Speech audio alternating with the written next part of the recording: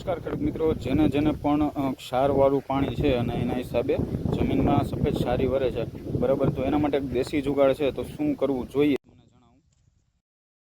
તો જેવી રીતના તમે વિડીયોમાં જોયો છો કે ફરતે સફેદ ક્ષારી વળેલી છે અને વચ્ચેનો ભાગ છે ત્યાં ક્ષાર તૂટી ગયો છે, બરાબર. તો આ કઈ રીતના થશે તો કે જ્યારે તમે ટપક વાટે કે કઈ રીતના ગમે તે રીતના પાણી પાવ ત્યારે પાણી સાથે 100 થી 200 ગ્રામ લીંબુના ફૂલ જે છે એ ઓગાળીને નાખવાથી અને ડ્રમ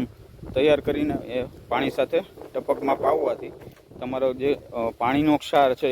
બરાબર, એ તૂટી જશે અને જે તમારે વિકાસની તકલીફો થાય છે એ તકલીફો પણ દૂર થશે. તો ખેડૂત મિત્રો, આ નાના એવા જુગાડથી તમે પણ તમારા પાકને બચાવી શકો છો. જો તમારે કૂવામાં કે દાળનું મોરું પાણી છે અને ક્ષારી વરી જાય છે, તો તમે પણ મુઠ્ઠી એક લીંબુના ફૂલ એ પાણી સાથે ઓગાળીને પાઈ શકો છો, જેથી કરીને જે પીએચ જે પાણીની છે એ મેન્ટેન થાય અને તમારો ક્ષાર